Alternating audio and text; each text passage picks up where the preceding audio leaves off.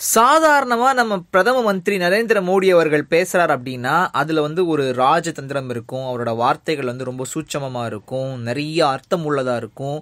ரொம்ப ஒரு ப்ரொஃபஷனலான ஒரு பேச்சாளர் மாதிரி தான் அவரோட பேச்சு இருக்கும். இப்போ வரைக்கும் அப்படிதான் பார்த்துக்கிட்டு இருக்கோம். ஆனால் இப்போ ஜப்பான் போயிட்டு திருப்பி பனாஜியில் ஒரு விமான நிலையத்துக்கு அடிக்கல்ல நாட்டிட்டு அந்த ஒரு நிகழ்ச்சியில் பேசும்போது ரொம்ப உணர்ச்சி வசப்பட்டவராக தான் அவரோட பேச்சு இருந்துச்சு.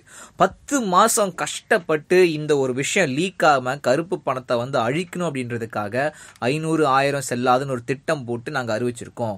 அடுத்தபடியாக பினாமி பேரில் சொத்து வச்சிருக்காங்க பார்த்தீங்களா, அதை முடக்கிறது தான் எங்களோட முக்கியமான திட்டம்.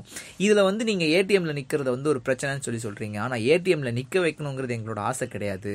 இப்போ பேங்க் ஊழியர்களுக்கு நான் கடமைப்பட்டிருக்கேன். ஏன்னா அவங்க ராப்பகல் பாராம உழைச்சிக்கிட்டு இருக்காங்க. அடுத்த ஒரு 13 நாளுக்கு அவங்களுக்கு லீவுன்றதே கிடையாது. உண்மையிலேயே உடம்பு சரியில்லாமல் போனாலும் லீவ் எடுக்க முடியாத ஒரு சூழ்நிலையில் தான் அவங்க இருக்காங்க. அது மட்டும் இல்லாமல் இந்த ஒரு இந்தியாவை ஊழலற்ற இந்தியாவாக உருவாக்கணும். 70 வருஷமா ஊழல் அப்படின்ற ஒரு நோய் இந்தியாவை பிடிச்சிக்கிட்டு இருக்கு. 17 மாசத்துல நாங்கள் அதுக்கு சிகிச்சை கொடுக்க ஆரம்பிச்சிருக்கோம், உழைச்சிக்கிட்டு இருக்கோம் சார். இங்கிருந்து ஃபர்ஸ்ட் பணம் கொல்ல போகாமல் தடுக்க வேண்டியது முக்கியமான ஒரு விஷயம். ஒவ்வொன்றா தான் பண்ண முடியும்.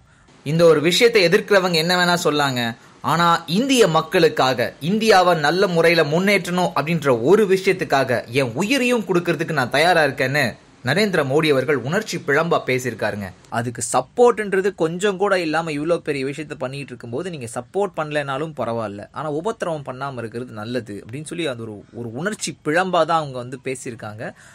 அதுக்கு ஏற்றபடி 6ஆம் வாரம் அந்த ஒரு நிகழ்ச்சியில இருந்திருக்கு அப்படின்றது நம்ம சொல்லணுங்க. எதுவா இருந்தாலும் நல்லது நடக்குது, நமக்கு சிலது புரியுது, சிலது புரியல. உண்மையிலேயே அவங்க சொல்றது நடக்கும்போது நல்லதா இருக்கும்னு சொல்லி நம்புவோம் சார்.